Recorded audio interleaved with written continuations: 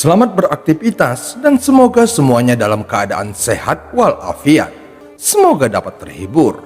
Terima kasih.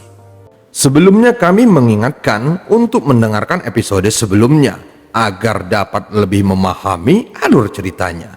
Wang Lin melihatnya sekali, tangannya segera membentuk segel dan dia turun ke dalam pusaran. Di dalam pusaran itu ada pohon-pohon besar dan dahan-dahan yang merupakan bahan untuk ukirannya. Lebih dari 30 tahun yang lalu, dia mendapatkan seluruh kayunya di sini. Namun, dia telah menggunakan sebagian besarnya dan sekarang jumlahnya tidak cukup untuk ukiran terakhirnya. Inilah sebabnya dia tidak keberatan datang sejauh ini. Ukiran yang dibuatnya kali ini membutuhkan pohon yang berumur minimal 100 tahun. Tentu saja, jika ada pohon berumur 1000 tahun, maka hasilnya akan lebih baik lagi. Sayangnya, untuk menemukan kayu semacam itu di salju seperti mencari jarum di dalam jerami. Dalam pusaran itu, Wang Lin menyebarkan kekuatan jiwanya untuk menemukan cabang yang dia butuhkan. Setelah mendapatkan semua yang ditemukannya, dia keluar dari pusaran dan menggunakan teknik yang sama pada salju di dekatnya. Secara bertahap, saat pusaran 100 meter muncul di salju, jumlah kayu di tas penyimpanan Wang Lin terus bertambah, dan ini berlanjut selama 7 hari. Dalam 7 hari ini, seluruh area telah dibersihkan. Setelah mendapatkan cukup kayu, Wang Lin melihat lagi tempat ini lalu pergi. Dalam 7 hari ini, tindakannya telah diperhatikan oleh para kultivator yang lewat dan kabar tersebar ke seluruh aliansi 4 sekte. Orang-orang dikirim untuk memeriksanya, tetapi begitu mereka menyadari tingkat kultivasi Wang Lin, mereka menjadi sangat hormat. Akhirnya, Zhou Wutai mendengar hal ini dan segera menyembunyikan berita tersebut. Dia secara pribadi membawa orang ke sana. Mereka tidak berbicara, hanya diam-diam membantunya. Jika tidak, maka tidak ada cara bagi Wang Lin untuk mengumpulkan cukup kayu dalam 7 hari atau membersihkan area tersebut. Sebelum Wang Lin pergi, Zhou Wutai tidak mencoba mengundangnya lagi ke aliansi 4 sekte. Dia mengepalkan tangannya ke arah Wang Lin dengan senyum pahit lalu pergi. Zhou Wutai tahu bahwa aliansi 4 sekte ada di akhir masanya. Membawa seseorang masuk sekarang hanya akan menyeret mereka ke bawah. Bahkan dia sendiri telah mempertimbangkan untuk melarikan diri. Wang Lin mengangguk ke arah Zhou Wutai lalu pergi. Dia tidak berhenti sama sekali, tetapi langsung menuju tokonya di ibu kota. Segera tubuhnya menghilang dan saat muncul kembali, dia sudah berada di dalam toko. Dia menarik nafasnya dalam-dalam dan melihat ke sekeliling. Dia segera mengeluarkan sebagian kayu yang masih ada salju di atasnya. Dia mengambil pisau ukirnya dan mulai mengukir lagi. Ini adalah ukiran yang telah lama dipersiapkan Wang Lin. Kali ini, dia tidak hanya mengukir satu, tetapi banyak. Sebelum dia pergi, perubahan menjadi manusia fananya akan segera berakhir. Dia berharap bisa menggunakan ukiran terakhir ini untuk mencapai tahap formasi jiwa. Bahkan jika dia akhirnya gagal, setidaknya mentalitasnya akan maju 1 langkah. Hal itu juga menempatkannya lebih dekat ke tahap formasi jiwa atau pada titik di mana dia hanya perlu memilih domain sebelum melangkah ke tahap formasi jiwa. Apa yang diputuskannya untuk diukir adalah setiap orang yang telah dia bunuh saat dia memulai berkultivasi, hingga saat dia berubah menjadi manusia fana. Orang pertama yang dibunuh Wang Lin adalah Sun Dazu. Tak lama kemudian, saat kematian Sun Dazu, ekspresi ketakutan dan keputusasaan terekam sempurna dalam ukiran tersebut. Setelah melihat ukiran kayu itu, dia meletakkannya di samping dan mengambil sebagian kayu lagi. Satu persatu ukiran kayu diselesaikan oleh Wang Lin dan ditempatkannya di samping. Lambat laun, serutan ukiran kayu menutupi lantai, sehingga niat membunuh di dalam ruangan secara bertahap menjadi lebih padat.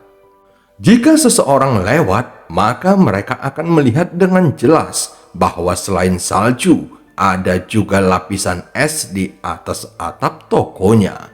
Saat ini Wang Lin tenggelam dalam ingatannya ketika dia mengukir setiap orang yang telah dibunuhnya. Lambat laun, Wang Lin lupa bahwa dia sedang mengukir dan terus menyelam jauh ke dalam ingatannya. Kenangan 400 tahun muncul dalam pemikirannya dan dia menyaksikan semuanya seolah-olah itu milik orang lain. Tangan Wang Lin masih belum berhenti bergerak saat dia mengukir orang-orang di dalam ingatannya. Saat berikutnya, tangannya bergerak semakin cepat hingga hanya bisa melihat bayangan yang kabur. Sehingga dia tidak lagi memiliki kenangan apapun di benaknya. Sekarang hanya ada dua kata, yaitu kehidupan dan kematian. Wang Lin mulai memahami arti kematian dalam 400 tahun pembunuhannya, dan dia juga mulai memahami kehidupan dalam 30 tahun ketika berubah menjadi manusia fana. Meskipun dia gagal ketika mencoba memahami siklus tahu surga sebelumnya, namun hal itu meninggalkan kesan mendalam pada dirinya, seolah-olah dia telah membuka selembar kertas dan itu memungkinkannya mendapatkan wawasan ini. Namun wawasan tidak berarti pemahaman. Hanya dapat dikatakan bahwa kondisi pikiran Wang Lin telah mencapai titik di mana dia dapat mengendalikan kultivasinya. Ada satu ungkapan yang banyak diucapkan di dunia kultivasi kuno. Apa yang kamu lihat sebagai gunung, itulah gunung. Dan apa yang kamu lihat sebagai air, itu adalah air. Wang Lin saat ini berada pada tahap ini. Ketika dia membuka matanya, ada banyak sekali ukiran di dalam tokonya. Saat ini ada cahaya jahat di mata Wang Lin yang sangat mirip dengan cahaya mata Tasen dari tanah dewa kuno. Dia dengan tenang melihat semua ukiran di depannya dan perlahan mengangkat tangannya. Tiba-tiba, semua ukiran kayu mulai bergetar dan berkumpul di tangannya. Lambat laun, semakin banyak ukiran yang terbang ke arahnya. Tetapi pada saat ini, pusaran hitam muncul di antara kedua tangannya. Meski ukiran kayunya masuk satu persatu, namun ukuran pusaran hitam itu tidak berubah sama sekali. Satu demi satu, ukiran kayu itu terbang ke dalam pusaran hitam. Setelah yang terakhir masuk, Wang Lin dengan tenang melihat pusaran hitam lagi. Pada saat ini, tas penyimpanannya terbuka dan 3 manik niat membunuhnya terbang keluar lalu memasuki pusaran hitam. Ketika itu masuk, mata Wang Lin menunjukkan cahaya misterius dan tangannya mulai bergerak. Pusaran hitam dengan cepat berubah bentuk di bawah kendali Wang Lin. Akhirnya, itu berubah menjadi persegi dan lambat laun menjadi padat, lalu menghilang. Dan stempel hitam muncul di hadapan Wang Lin. Stempel itu seukuran telapak tangan Wang Lin dan terdapat ukiran seseorang di atasnya. Tetapi orang ini tidak memiliki wajah atau ciri-ciri. Stempel hitam ini berisi 400 tahun pembunuhan Wang Lin dan itu adalah bentuk fisik dari kematian. Saat berikutnya, tangan kanan Wang Lin menekan stempel hitam itu. Perasaan teredam tiba-tiba muncul di hatinya. Kemudian dia menarik nafas dalam-dalam dan stempel itu perlahan memasuki nesensolnya. Wang Lin merenung sejenak sambil melihat toko yang dia tinggali selama 30 tahun. Kemudian dia melambaikan tangannya dan semua ukiran di dalam toko menghilang. Wang Lin perlahan berjalan keluar dari tokonya saat badai salju semakin parah. Meskipun dia belum mencapai tahap formasi jiwa, namun sekarang dia bahkan lebih dekat untuk mencapainya. Setelah mempelajari domain kehidupan dan kematian, serta memahami surga, tubuh Wang Lin memiliki keinginan kuat untuk terbang. Seolah-olah ada kekuatan misterius di langit yang menariknya ke sana. Perasaan ini berarti dia akan mencapai tahap formasi jiwa. Dia sekarang tidak perlu mencari domain atau memahami surga lagi. Dia hanya perlu menemukan tempat untuk diam-diam melakukan kultivasi tertutup selama 10 tahun. Maka dia akan mampu mencapai tahap formasi jiwa. Wang Lin masih berdiri di ujung jalan dan dengan hati-hati melihat ke jalan yang kosong. Dia telah tinggal di jalan tua ini selama lebih dari 30 tahun. Dia mengukir setiap detail, bahkan setiap helai rumput di jalan ini ke dalam pikirannya, dan ada sedikit kesedihan yang muncul di hatinya. Sementara itu di kota yang jaraknya 10.000 km ke utara, terdapat banyak sekali manusia fana. Mereka semua dibawa ke sini untuk membantu membersihkan salju, dan Dan Niu tinggal di dalam salah satu rumah di sini. Ada 30 orang lagi yang tinggal di dalam rumah bersamanya, membuat rumah yang sudah tidak terlalu besar itu terasa semakin sempit. Saat ini, Dan Niu menatap langit-langit. Tampaknya dia merindukan anaknya, istrinya, dan yang terpenting Wang Lin. Sebelum turun salju ini, dia adalah seseorang yang memiliki banyak waktu luang dan seorang pemilik toko yang memiliki beberapa orang yang bekerja di bawahnya. Dia bahkan bermaksud menghentikan paman Wang yang disayanginya mengukir dalam beberapa tahun dan melayaninya selama beberapa tahun terakhir hidupnya. Saat ini, dia tidak tahu bagaimana keadaan istrinya ketika dia mendengar beberapa bulan yang lalu bahwa bahkan perempuan pun dibawa untuk membersihkan salju. Itu membuatnya menjadi sangat gugup. Setiap kali dia melihat seseorang mati kedinginan, ada rasa sakit yang menusuk jantungnya, bukan karena dia peduli pada mereka, melainkan karena rasa takut dan khawatir terhadap keadaan istrinya. Selain memikirkan istrinya, dia juga terus membayangkan keadaan Wang Lin. Paman Wang sudah tua, akankah tubuhnya baik-baik saja dalam cuaca sedingin ini? Dia sudah kehilangan orang tuanya dan dia tidak ingin paman Wang meninggalkannya juga. Adapun putra Dan Niu, Cheng Xiao Niu, baru saja bergabung dengan sekte Awan Putih dan dia baru berada pada tahap kondensasi Qi. Meskipun statusnya jauh lebih tinggi daripada manusia fana, namun dengan levelnya, dia sama sekali tidak berguna dalam perang ini. Akibatnya, meski dia berusaha mencari orang tuanya, namun aliansi 4 sekte terlalu besar. Apalagi hampir semua manusia fana telah dipindahkan untuk membersihkan salju dan tersebar di seluruh negeri, sehingga dia masih kesulitan menemukan orang tuanya. Dan Niu tidak ingat sudah berapa lama salju ini turun. Setiap hari dia bangun dan menemukan seseorang yang mati membeku. Pada saat yang sama, dia juga menyadari kekuatan misterius dari ukiran kecil miliknya. Setiap kali dia merasa kedinginan, kehangatan akan datang dari ukiran itu dan menyebar ke seluruh tubuhnya. Tidak peduli betapa dinginnya cuaca, dia tetap bisa menjalaninya dengan aman. Setelah menyadari kekuatan ukiran itu, Dan Niu tiba-tiba merasa sepertinya dia sama sekali tidak mengenal Wang Lin lagi, seolah-olah dia belum pernah melihat lelaki tua itu. Namun karena adanya ukiran kayu tersebut, dia merasa lebih rileks terhadap keadaan istrinya. Selama istrinya tidak melepas ukiran kayu tersebut, maka dia juga tidak akan mati membeku. Namun seiring berjalannya waktu, dia melihat salju yang tak berujung dan hatinya mulai putus asa lagi. Walaupun salju di langit menyusut, namun tetap turun tanpa henti. Selama hari-hari ini, banyak manusia fana yang melarikan diri secara diam-diam ke negara-negara terdekat. Sekalipun mereka harus menyerahkan segalanya, setidaknya mereka masih punya harapan. Dikatakan bahwa negara-negara yang berdekatan tidak diselimuti salju apapun.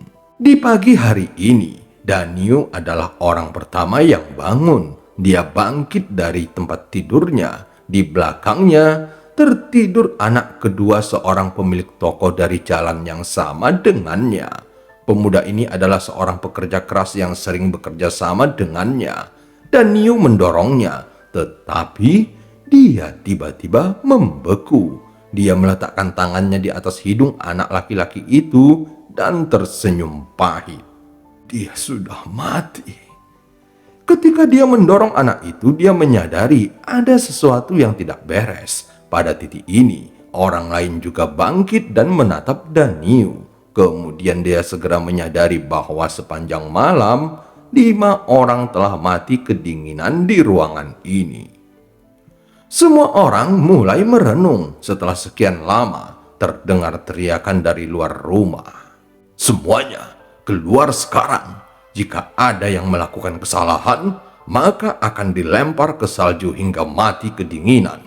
Seseorang menghela napas berat dan semua orang akhirnya perlahan keluar. Mata mereka tidak fokus dan wajah mereka menguning. Pembersihan salju selama beberapa bulan terakhir ini benar-benar berdampak buruk bagi mereka. Pada mulanya, makanan cukup, namun kini semakin berkurang. Itu adalah titik di mana mereka tidak dapat melanjutkan pekerjaan mereka lagi. Saat ini Daniel masih menangis di tanah. Seorang pria parubaya yang sangat ramah dengannya segera menariknya dan berkata, "Daniel, ayo pergi. Selama kita masih hidup, masih ada harapan." Daniel terus ditarik olehnya, namun matanya masih terus memandang anak laki-laki yang terbaring tak bergerak dengan air mata yang mengalir. Setelah dia meninggalkan ruangan, angin dingin menerpa dirinya hingga membuatnya menggigil.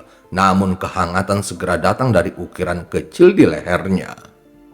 Dia mengusap dadanya dan melihat orang-orang yang berjalan keluar dari pintu. Dia segera mengatupkan giginya dan membuat keputusan untuk mencari istrinya dan meninggalkan negara ini. Saat larut malam, ketika semua orang sudah tertidur, dia diam-diam meninggalkan rumah.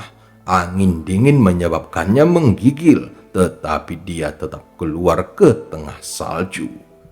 Ada pasukan manusia fana yang mengelilingi area tersebut, tetapi mereka tidak bisa memperdulikan orang-orang yang melarikan diri. Di kawasan ini, setidaknya mereka masih bisa hidup. Jika mereka pergi, kemungkinan besar mereka akan mati. Daniel perlahan berjalan melewati salju dalam kegelapan. Dunia ini luas, tetapi dia merasa tidak ada tempat lagi untuknya. Saat ini, angin semakin kencang dan dia tiba-tiba berhenti ketika menabrak sesuatu.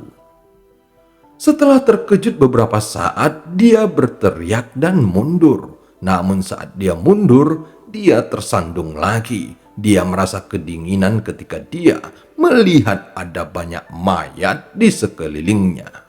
Daniel adalah manusia fana, sehingga kerinduannya pada istri dan putranya serta kematian anak itu dan semua mayat ini menyebabkan hatinya semakin hancur lebur. Dia segera berjongkok di salju dan mulai menangis. Setelah sekian lama, Daniel tiba-tiba merasakan tubuhnya menghangat saat sebuah tangan membelai kepalanya. "Daniel, jangan takut." Daniel menoleh dan melihat pemuda yang muncul di belakangnya. Pemuda ini tampak jauh lebih muda darinya, namun mata pemuda itu memancarkan cahaya kuno. Daniel sudah tidak asing lagi dengan orang ini. Faktanya itu adalah Paman Wang yang dia rindukan. Tetapi penampilan Wang Lin saat ini benar-benar berbeda dari lelaki tua yang dia kenal.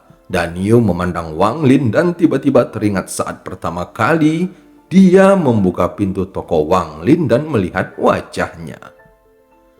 "Paman Wang," bisik Dan Niu. Dia segera merenung sejenak dan merasa Paman Wang yang mengawasinya tumbuh dewasa bukanlah orang normal. "Paman, kamu abadi."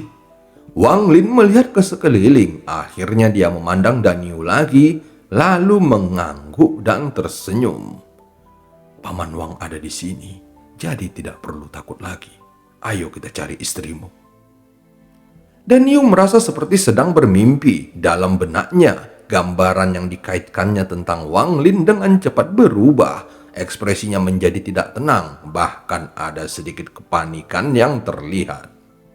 Wang Lin segera menghela nafas dan mengarahkan jarinya ke kepalanya, sehingga Dan Niu merasakan keinginan yang tak tertahankan untuk tidur. Wang Lin melambaikan tangan kanannya, lalu cahaya lembut mengelilingi Dan Niu dan Wang Lin segera membawanya terbang bersamanya.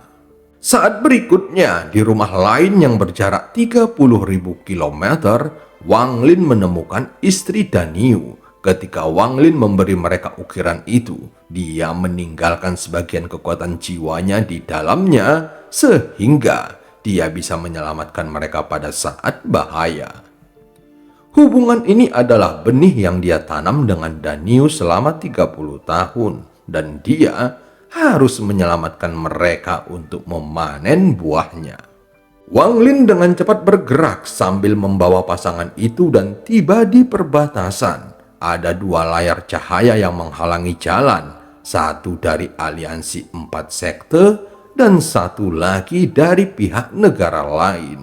Wang Lin meletakkan pasangan itu dan meletakkan tangannya di atas layar cahaya, sehingga sebuah terowongan yang bisa dilewati manusia pun terbuka. Wang Lin segera menghela napas panjang. Dia mengarahkan tangannya ke kepala pasangan itu. Setelah meninggalkan sebuah bungkusan kecil, dia berbalik dan menghilang. Beberapa saat kemudian, Dan Niu membuka matanya. Dia merasa seperti baru saja melihat Paman Wang. Dia juga merasa seperti sedang bermimpi. Dia segera menghela napas panjang, lalu tiba-tiba menatap wanita di sebelahnya dan langsung berteriak kaget.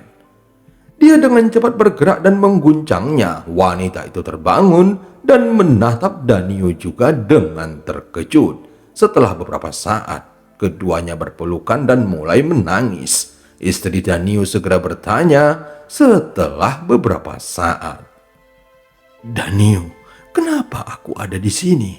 Aku ingat ketika tertidur, aku masih berada di dalam rumah." Dan Niu merenung sejenak dan melihat ke langit. Setelah sekian lama, dia segera menghela napas panjang.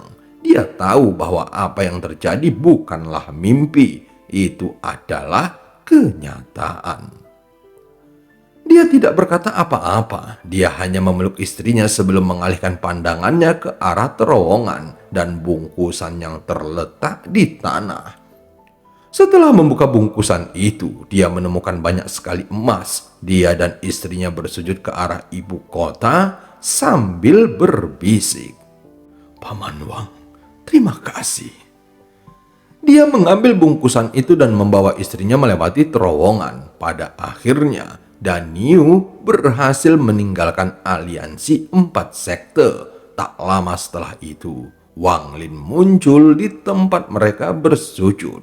Saat dia melihat sosok Dan Niu dan istrinya yang menghilang, matanya mulai berair.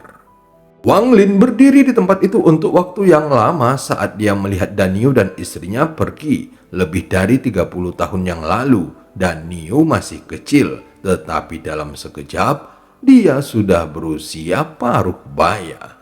Sama seperti alam hidup dan mati, sulit bagi benda-benda di dunia ini untuk lepas dari hidup dan mati. Wang Lin sambil tersenyum menunjuk ke layar cahaya lagi. Dengan sekejap, terowongan di layar cahaya tertutup. Wang Lin mengangkat kepalanya dan melihat ke sekelilingnya. dia tidak terburu-buru meninggalkan aliansi 4 sekte karena dia masih memiliki satu tujuan lagi yang belum dia capai, yaitu untuk mendapatkan kuali hujan. Bagaimanapun itu merupakan harta karun yang dibutuhkan oleh para kultivator formasi jiwa untuk dapat mencapai tahap transformasi jiwa. Saat ini, Wang Lin dapat merasakan energi spiritual di lingkungan yang tidak sebersih sebelumnya. Seolah-olah energi spiritual itu dipenuhi dengan kotoran. Bukan karena ada perubahan pada energi spiritual dalam beberapa tahun terakhir, tetapi karena tingkat kekuatan Wang Lin meningkat sehingga dia dapat mendeteksi masalah ini. Energi spiritual ini tidak berbahaya bagi para kultivator di bawah tahap formasi jiwa karena mereka tidak dapat menyadari kotoran yang dikandungnya. Namun setelah seseorang mencapai tahap formasi jiwa dan ingin melangkah lebih jauh, maka energi spiritual ini bisa mematikan. Sedangkan untuk cairan spiritual dari mutiara penentang surga, kemurniannya masih agak kurang. Hal ini mungkin karena kelima unsurnya belum lengkap. Namun kelima elemen tersebut terlalu sulit diperolehnya. Beberapa elemen lain yang hilang juga membutuhkan jiwa binatang buas terpencil yang serasi. Itulah sebabnya Wang Lin tidak berhasil melengkapinya dalam 400 tahun terakhir. Wang Lin juga harus memasuki pintu surgawi untuk mendapatkan ki surgawi.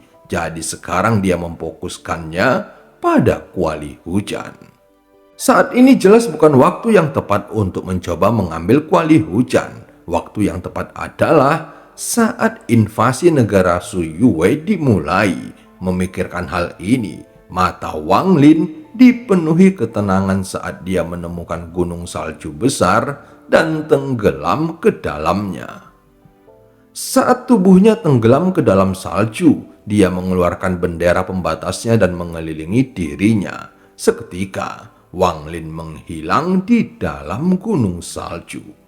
Wang Lin tidak tahu kapan negara Suyue akan datang, jadi dia harus mempersiapkan dirinya mencapai tahap formasi jiwa untuk meningkatkan peluangnya mendapatkan kuali hujan. Dalam sekejap mata, 1 tahun telah berlalu, entah karena formasi di langit berpengaruh atau para kultivator Suyue akan segera tiba. Namun salju perlahan-lahan berkurang. Seluruh aliansi 4 sekte juga telah tertutup salju. Dalam setahun terakhir ini, sejumlah besar manusia fana telah meninggal, sehingga bencana ini telah menyebabkan dunia fana dari aliansi 4 sekte berubah menjadi kuburan massal.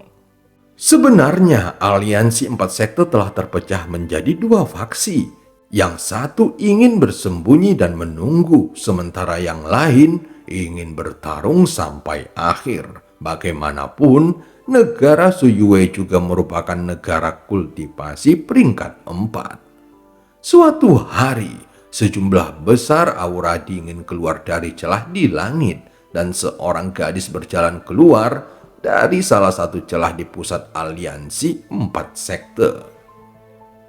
Gadis ini mengenakan gaun putih seperti Ratu Es. Dia tidak cantik, tetapi rasa dingin di wajahnya tampak lebih dingin dari seluruh salju. Saat berjalan keluar dari dalam celah, dia menatap ke tanah sebelum mengangkat tangan kanannya dan dengan santai menunjuk ke langit. Tiba-tiba, retakan yang tak terhitung jumlahnya muncul dan meluas dengan cepat. Gelombang suara retak seperti cermin pecah dengan cepat menyebar ke seluruh aliansi 4 sekte.